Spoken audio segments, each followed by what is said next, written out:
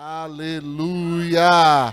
Glória a Deus. Você pode expressar a honra e o louvor a Ele, glorificando a Ele nessa manhã? Aleluia! Glória a Deus. A Ti toda a honra, toda a glória, todo o louvor, Senhor.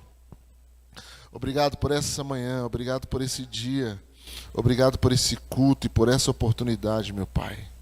No nome de Jesus. Amém.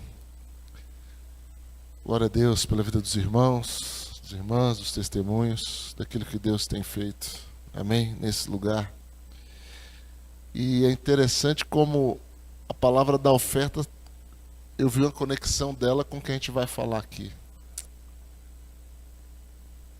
Ela foi usada para semente no sentido de recurso, que realmente é uma semente. Mas é interessante também, quando Paulo fala assim, no final do verso, né? Mas o que semeia para o Espírito, do Espírito colherá a vida eterna. O que é semear para o Espírito? O que é semear para o Espírito? É corresponder com o Espírito Santo. É ter atitudes espirituais. É valorizar aquilo que é espiritual como algo prioritário, primordial na sua vida. Assim como é a semente. Sem a semente não há vida, né? Sem a semente não há vida. E o Espírito Santo é um espírito de vida. Quantos querem semear no Espírito nessa manhã? A palavra também é uma continuação da ceia passada, quando nós falamos de Atos 1, 3 e 4. E comendo com eles, determinou-lhes que não se ausentasse de Jerusalém, até que se cumprisse a promessa do Pai. Porque João vos batizou com água, mas vós sereis batizados com o Espírito Santo não muito depois desses dias. E a gente frisou o termo determinou-lhes. Uma determinação do Senhor. Esperar a promessa. Aguardar a promessa. Ficar em Jerusalém. Então a determinação não é uma opção. O Espírito Santo não é uma opção. O Espírito Santo não é uma alternativa. O Espírito Santo, ele é uma determinação. E aquele que semeia no Espírito vai colher a vida eterna. O homem escolhe se ele quer semear no Espírito ou semear na carne dele. Naquilo que é prioridade para ele. Naquilo que vai satisfazê-lo. Naquilo que é suas necessidades, embora essas coisas tenham seu lugar, mas elas não são a prioridade, elas não são mais importantes. A semeadura, ela tem que ser espiritual. Deus, ele quer levantar nesse lugar uma igreja espiritual, uma igreja do Espírito e que semeia para o Espírito. E aí eu quero que você abra a sua Bíblia em 1 Coríntios 14. Seguir o amor e procurar com zelo os dons espirituais, mas principalmente que profetizeis. Vamos orar, Pai, nós te louvamos por essa manhã, mais uma vez, te agradecemos, cada irmão, cada irmã. Toma essa atmosfera, Senhor, de uma forma sobrenatural, espiritual. Vem ministrar os nossos corações, o coração do teu povo, da tua igreja, no nome poderoso de Jesus. O Senhor tem liberdade nesse lugar. Amém. Glória a Deus. Segui o amor e procurai com zelo os dons espirituais, mas principalmente que profetizeis. Então, cada texto da Bíblia, irmãos, todo texto, a maioria deles, ele sempre tem uma palavra-chave. Uma palavra que ela tem uma ênfase maior do que as demais. Uma palavra que dá um peso para aquele texto. E nesse texto tem duas palavras. Uma eu acredito que tem mais peso que a outra, mas tem duas palavras que dão ênfase, que dão peso a esse texto. A primeira é a palavra zelo. Zelo. Procurai com zelo. Ela, no grego, eu não vou fazer a pronúncia nem, porque é bem provável que eu vou errar. A pronúncia do grego aqui, zelou, é mais ou menos isso. Que significa arder de desejo, ansiar intensamente, dedicar-se fervorosamente. É uma dedicação extrema, com muito empenho, fervor, por que não dizer desespero, por algo. É certo que Paulo fala no versículo anterior, são 3 capítulos. O primeiro vai falar de todos os dons. O segundo, primeiro que é o capítulo 12, né? Vai falar de todos os dons. O segundo capítulo, que me refiro, o capítulo 13, que vai falar do amor. Muitos falam que é o dom supremo, mas é o próprio Deus, né? Deus é amor. E o terceiro é o capítulo 14, que vai falar principalmente sobre profecia, sobre línguas. E aí, ele inicia esse capítulo dizendo: segui o amor e procurai com zelo, com dedicação, com intenso desejo, com ardor, os dons espirituais. E isso é semear no Espírito. É você buscar com zelo os dons espirituais, aquilo que é espiritual. Aí eu pergunto, nós, principalmente eu, né? Talvez seja o mais velho aqui na fé, é bem provável. Não pela idade, talvez pelo tempo, né? Alguém que se converteu antes de 91 aí? Você? Eita, Matusalém.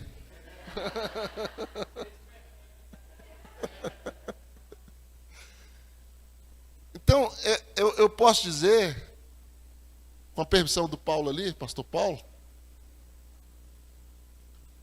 esse tempo todo, fazer uma análise e pensar assim, quando foi realmente que eu busquei com zelo? Eu lembro a época que isso foi uma coisa muito intensa na minha vida, principalmente no início da fé, onde você busca desesperadamente, sobe monte, desce monte, onde tem um momento de oração assim, mais aquecido, você quer estar no meio. Mas eu acho que ainda assim não foi o que o texto está exprimindo, avaliando por mim. Ainda assim, eu acredito que não foi exatamente o que o texto quer dizer. É um pouco mais do que isso. Eu acredito. Estou começando a me convencer. E aí eu vou trazer para cada um de nós aqui. Cada um, irmão. Olha o texto lá de Gálatas. Quem semeia para o Espírito vai colher o quê? Vida eterna. Isso aqui está incluso, gente. Isso aqui está muito incluso.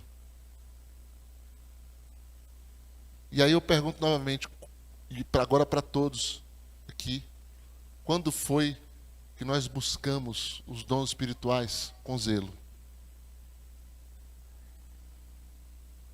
Você sabia que ninguém pode nem declarar que Jesus é Senhor, senão pelo Espírito?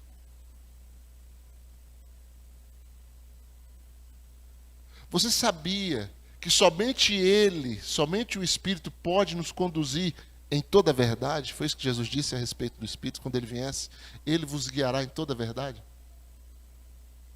Você sabia que Ezequiel fala que é o Espírito que vai escrever as leis do Senhor, Ezequiel 36, em nosso coração? Você sabia que ele é o substituto de Jesus hoje?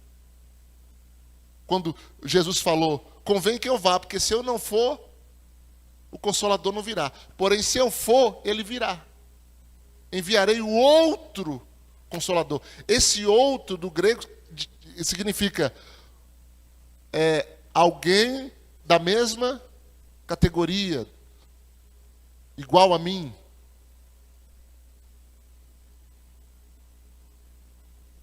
Então, às vezes, a gente não atenta para essas coisas. E a gente acha que isso é coisa de pentecostal maluco. E não. Isso é coisa de cristão. Isso é coisa da Bíblia. Isso é coisa de Deus. Aleluia. Então, buscar com zelo. Lá em Atos 1, versículo 3, Jesus falou a respeito do Espírito Santo como uma determinação. Determinou-lhes. É o termo que o juiz chega a se arrepia todo quando ele coloca nos seus acordos, nos seus ofícios. Determino, né? Porque é algo que você não tem opção. É uma determinação.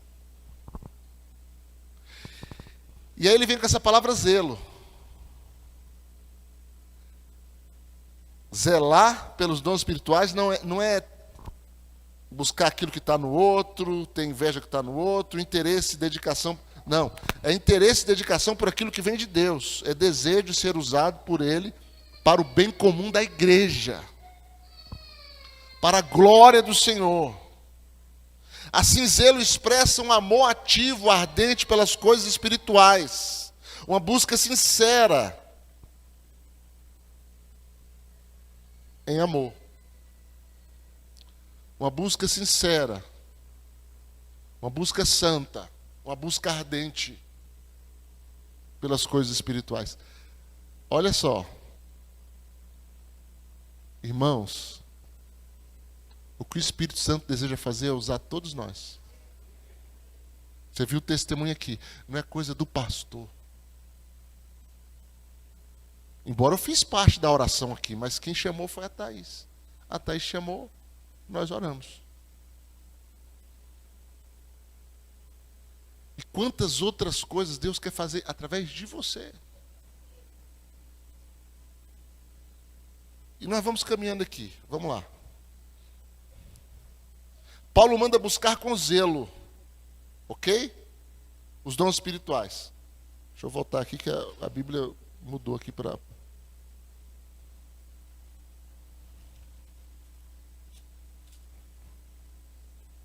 Com zelo os dons espirituais. Aí qual é a outra palavra? A primeira palavra que eu falei era zelo.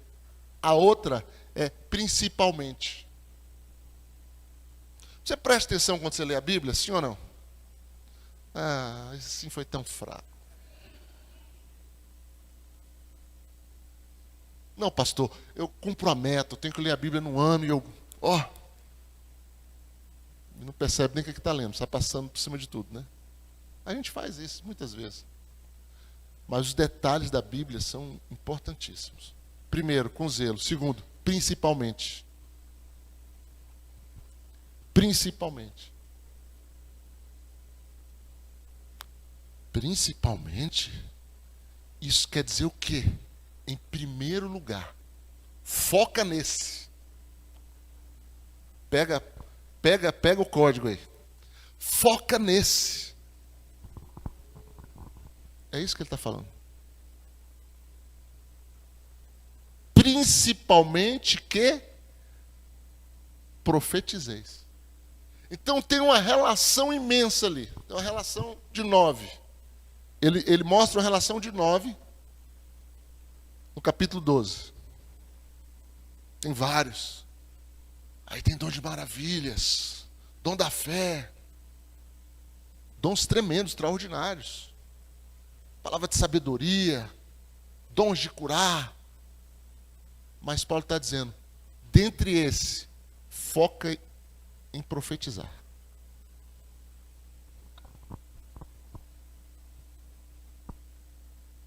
Foca em profetizar. Por quê? Eu não gosto de mandar repetir, não. Tem pastor que cada 2 palavras manda repetir. Já viu?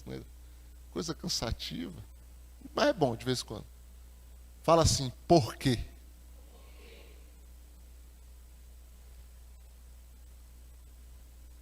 Porque o que profetiza, o que fala em línguas, edifica a si mesmo. Mas o que profetiza, edifica a igreja. Versículo 4.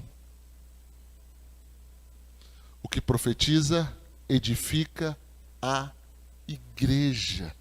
Deus está interessado, a primeira coisa é que a sua igreja seja edificada. Deus quer que a sua igreja seja edificada. Aleluia. Aí vamos aqui. Vamos entender aqui algumas coisas. A linguagem de profetizar, quando Paulo fala, não se limita apenas em dar uma mensagem do futuro. É também. Mas é falar em nome de Deus, transmitir uma mensagem do Espírito, falar em nome do Senhor. Isso é profetizar. E quando você profetiza, gente, a profecia, ela dá destinos na vida das pessoas. A profecia traz à existência coisas na vida das pessoas, na vida da igreja, na vida da cidade. A profecia movimenta o mundo espiritual. São palavras profetizadas, liberadas, que movimentam o mundo espiritual ao meu favor, a teu favor. Ele vai dizer aqui no versículo 3, o que a profecia faz? Ela edifica, ela exorta, ela consola. Mas o que profetiza, fala aos homens, edificando, exortando e consolando. Fala, o que profetiza, faz o quê? Fala, e o que Deus mais quer fazer é falar aos homens. Deus quer falar aos homens. Deus quer falar a você. Deus quer falar conosco, que Deus está falando agora. Isso que está acontecendo é uma forma de profecia, que está acontecendo agora. Deus quer falar, edificando, exortando e consolando. Então, cuida da tua boca, porque Deus quer usar ela. Cuida da tua boca, porque Deus quer usar a tua boca. Cuida da tua boca. Às vezes tem a boca da profecia reversa, né? Da profecia reversa, que só sai caos. Caos. Aí a profecia reversa, ao invés de ser exortar, consolar e edificar, é murmurar, reclamar e maldizer. Murmurar, reclamar, julgar. Profecia reversa. Então, é edificar, exortar e consolar. Agora, o dom de profecia, ele fala que principalmente, esse termo principalmente, não é porque questão de superioridade, de status. Não, é por causa da sua utilização. Que é a edificação, que é a direção, que é o consolo. Quando eu edifico, eu estou construindo, eu estou levantando. E assim por diante. Agora vamos ver aqui, ó, a importância disso. Coloca aí, Números 11, a partir do verso 25. Isso começa lá no Velho Testamento.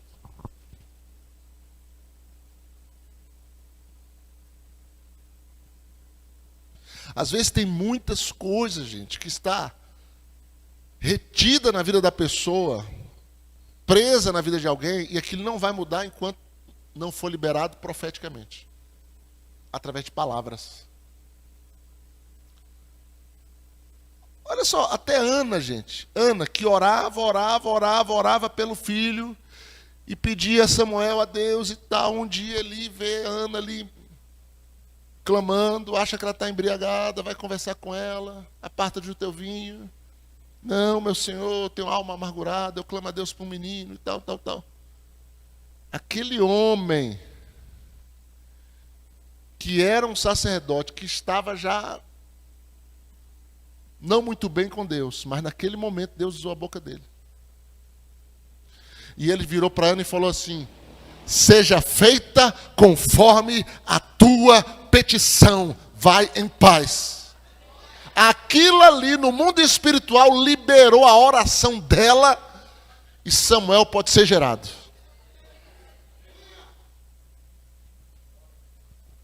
Eu quero nessa manhã que os teus lábios sejam um lábio de liberação profética nesse lugar, para abençoar, para destravar, para edificar, para consolar, para exortar, para mudar destinos nessa manhã. Porque a profecia faz isso. Ela faz isso. Então, em Números, capítulo 11, a partir do verso, Ministério Palavra Viva, preparando o caminho, endireitando as veredas, a partir do verso 25, aleluia.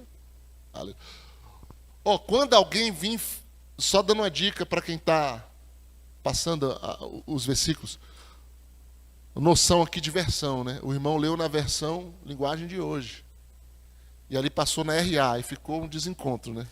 Porque a linguagem de hoje ela é diluidíssima. Aí ficou. Então você tem que ficar atento à linguagem para projetar na mesma linguagem, tá? Mas vamos para lá, vamos para cá. Então o Senhor desceu na nuvem, e tirando do espírito que estava sobre ele, sobre Moisés, pôs sobre aqueles 70 anciãos. Quando o espírito repousou sobre eles, o que aconteceu? Profetizaram. Mas depois nunca mais. Porém no arraial ficaram 2 homens, um se chamava Eudade e o outro Medade. Repousou sobre eles o Espírito, porquanto estava entre os inscritos, ainda que não saíram da tenda. E profetizaram no arraial. Então correu um moço e anunciou a Moisés e disse: Edade e Medade profetizam no arraial. Josué, filho de Nun, servidor de Moisés, um dos seus escolhidos, respondeu e disse: Moisés, meu senhor, proíbe-lhe. Porém, Moisés lhe disse: tens tu ciúme por mim? Tomara todo o povo do Senhor fosse profeta, que o Senhor lhe desse do seu espírito. Aleluia! Agora presta atenção nesse texto, irmãos. O Espírito do Senhor, o que estava acontecendo ali? Deixa eu contextualizar você. Moisés ora a Deus, faz uma oração reclamatória lá com Deus, faz sua reclamação, né? De vez em quando a gente reclama, e às vezes Deus nos atura nas nossas reclamações, de que o fardo estava muito pesado para ele e todo aquele povo. Deus fala para Moisés: tá bom, Moisés, chama 70 anciãos, eu vou tirar do espírito que está em ti, vou fazer uma transferência, uma impartição, e vou fazer com que eles venham sobre os 70. E eles vão receber a mesma unção tua para poder julgar o povo.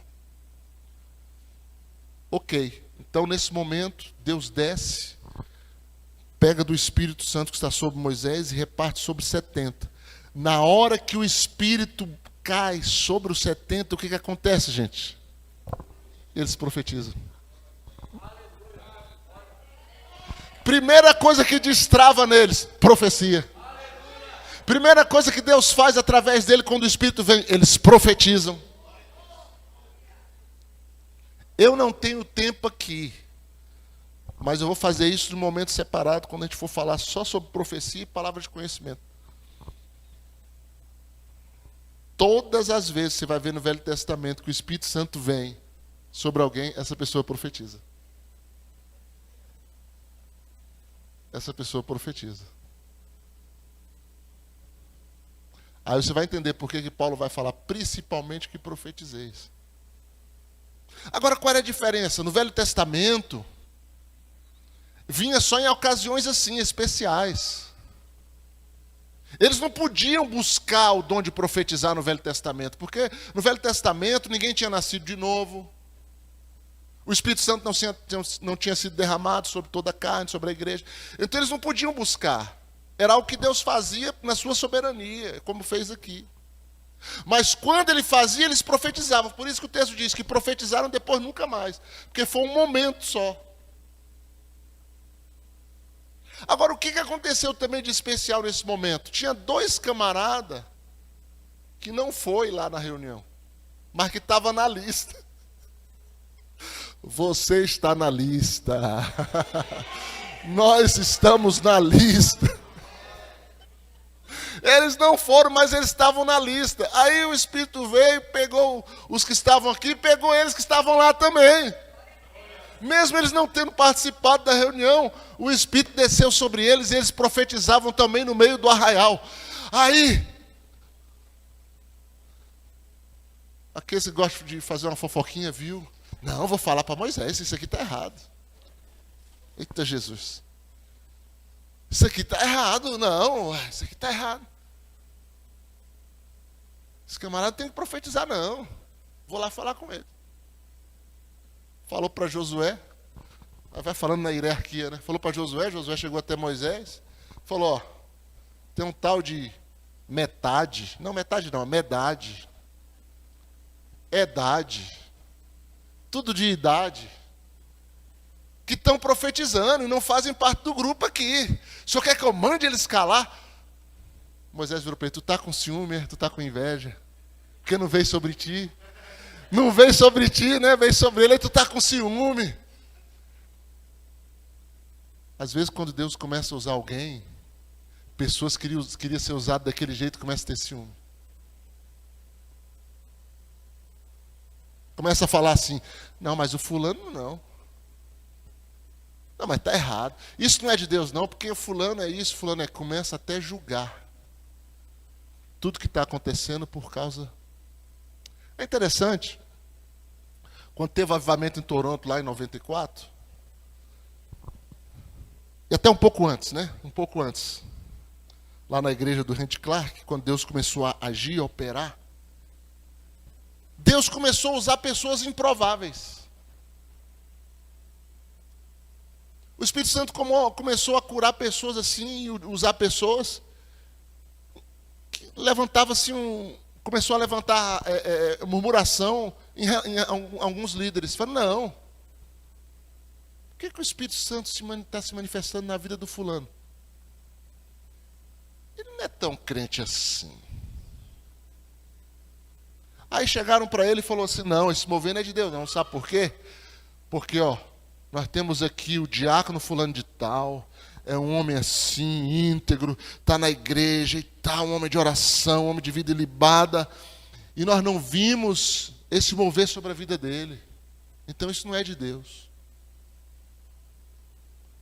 Ele não tinha como responder na hora, mas ele foi perguntar para o Senhor. Aí o Espírito Santo falou assim,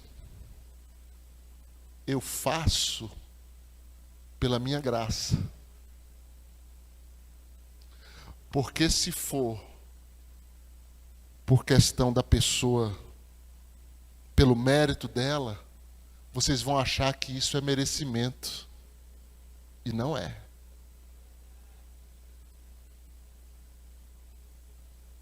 E não é por merecimento. E não é por competição. É pela graça de Deus. Por isso que os dois lá fora, que não tinha nada a ver, foram alcançados. Que não participaram, foram alcançados. Por quê? Porque é graça de Deus. Aleluia. Então, aí, Moisés fala, você tem ciúmes? Você está com ciúmes? Tomara todo o povo do Senhor fosse profeta. Quem dera todos estivessem profetizando. Essa era o desejo de Deus, e isso foi o que Moisés falou para Josué. Então Deus tinha o desejo de se manifestar profeticamente, que usou até aqueles que aparentemente estavam fora ali do mover. Aí, Joel 2:28, para a gente partir para o encerramento aqui, é uma palavra curta. Quando Joel profetiza o que vai acontecer, o que acontece no dia de Pentecostes, o que vai acontecer com a igreja. O Joel 2:28. Ele vai profetizar. Ele vai liberar essa palavra, ele vai dizer: e acontecerá depois que derramarei do meu espírito sobre toda a carne. Vossos filhos e vossas filhas profetizarão. Caramba, a primeira coisa que aparece é a profecia. É a boca sendo usada por Deus, sendo tomada por Deus, de uma forma profética. E isso, gente, aí você vai dizer assim, vai pensar assim: como é que é isso? Como é que isso acontece? Simplesmente acontece. O Espírito vem, o Espírito nos enche, nos toma. E ali nós começamos a ter impressões. Impressões vêm no nosso coração. Palavras vêm na nossa boca que nós não programamos. Talvez uma imagem em nossa mente. E a gente libera, materializa aquilo através de palavras. Aleluia. E Deus começa a trabalhar na vida das pessoas. Deus começa a trabalhar na vida da igreja. Deus começa a trabalhar. Então, cadê Joel 2? E acontecerá que depois derramarei do meu espírito sobre toda.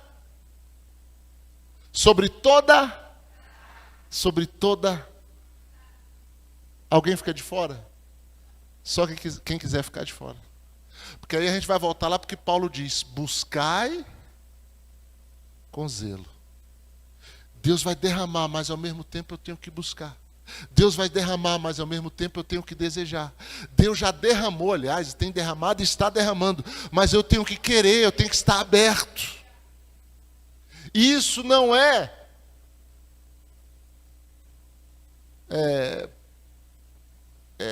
vamos dizer, não é exclusividade de alguns, mas é para toda a carne. Toda a carne. Para os servos e para as vossas servas. E quando isso acontecer, o que Deus quer fazer? Deus quer que você profetize. Profetiza na vida do teu irmão. Profetiza na tua própria vida. Profetiza na vida dos teus filhos. Profetiza na vida da tua igreja. Profetiza. Abre a tua boca e começa a profetizar. E começa a declarar. E a profecia nada mais é do que declarações. Declarações divinas, declarações de Deus. Liberações de Deus. A profecia, ela pode ser também revelando algo que Deus queira fazer na vida de alguém. Ela tem várias vertentes. Mas nessa manhã, se você tiver fé suficiente para juntar comigo e começar a fazer declarações na vida de irmão, na vida da irmã, na vida de pessoas, na vida da igreja, você pode crer, você pode ter certeza que essas declarações proféticas que saírem dos teus lábios, se elas saem com fé, se elas saem debaixo de uma unção, da unção que está aqui nesse lugar, essa unção de Deus, com certeza Deus vai trabalhar nessas palavras. Irmão, olha, você sabe por que a nação de Israel existe hoje? Você sabe por que a nação de Israel está estabelecida ainda hoje? Sabe por quê? Porque um dia um homem profetizou. Porque um dia Deus usou a boca de Ezequiel no meio de um vale de ossos secos. Porque o destino de Israel era ser exterminado igual aquele vale. O destino de Israel não era jamais voltar para a sua terra. Naquela profecia ele profetiza até o retorno de Israel para formar o Estado. Meu Deus, isso arrepia, gente. Ezequiel profetizou no meio daqueles ossos. Deus perguntou para ele: Ezequiel, esses ossos podem reviver? Esses ossos podem reviver? Deus podia fazer assim, ó, e tudo se tornar um exército, como é o que era o desejo dele. Mas ele vira para o profeta e fala: profetiza esses ossos. Profetiza, fala esses ossos. Fala esses ossos. E depois que ele profetiza aos ossos, e os ossos se tornam um grande exército, ele diz: esses ossos são toda a casa de Israel. Farei abrir as vossas sepulturas. Gente, foram palavras proféticas, liberadas por um profeta há quase 3.000 anos atrás, que fazem com que o povo de Israel ainda exista.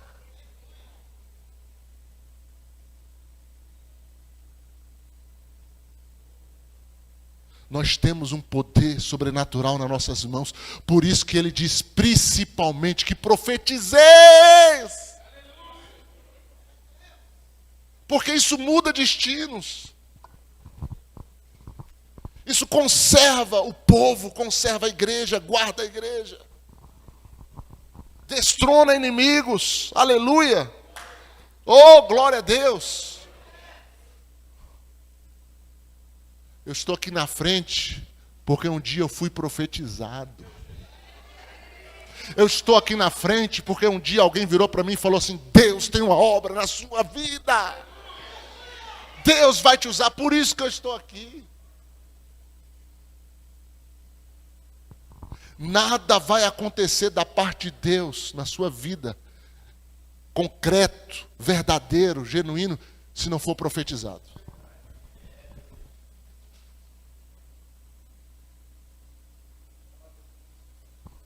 Na ceia repassada, a gente encerra agora. Na ceia repassada, teve um testemunho aqui de uma criança que não podia nascer.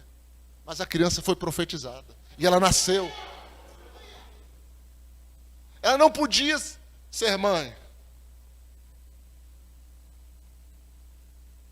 Qual era o problema? Eu nem lembro mais. Não sei se era câncer, não sei o que.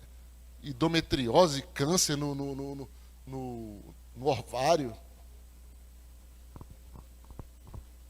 E eu falei para ela: olha, eu fiz igual o Eliseu. Eliseu fez isso com a sunamita, né?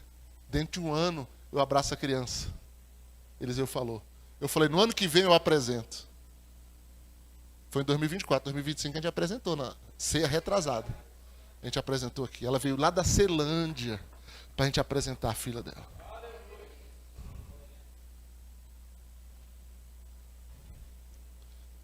Isso é poderoso, irmãos. Isso é poderoso.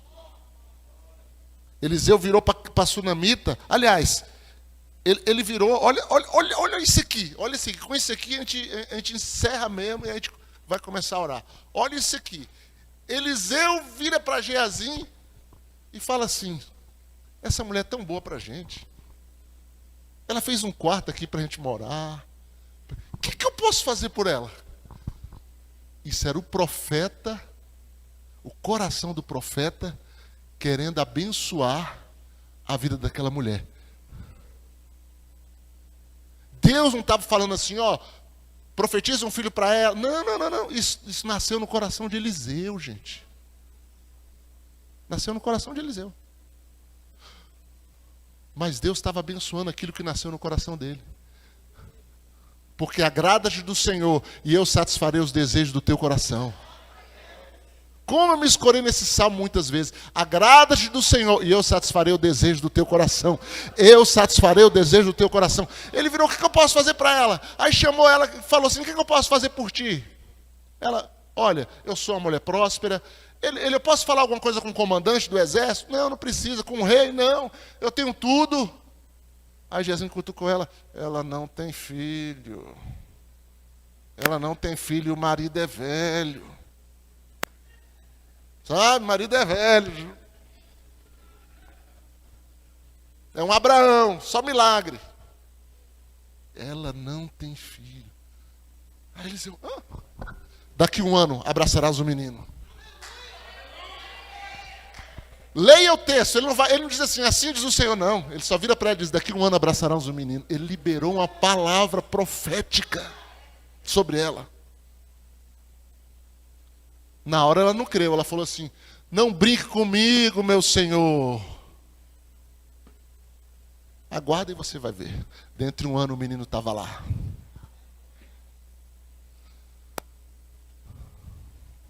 Buscar com zelo os dons espirituais, mas principalmente, caia essa ficha aí, seja quebrado todo espírito de religiosidade agora, da sua mente, do seu coração, da sua vida, tradicionalismo, incredulidade, sai do nosso meio. Deixa cair dentro de você isso que está na Bíblia, que é para a igreja, buscar com zelo os dons espirituais, mas principalmente que profetizeis, porque isso traz vida, traz mudança, traz progresso. Aleluia. Vamos ficar em pé, vamos.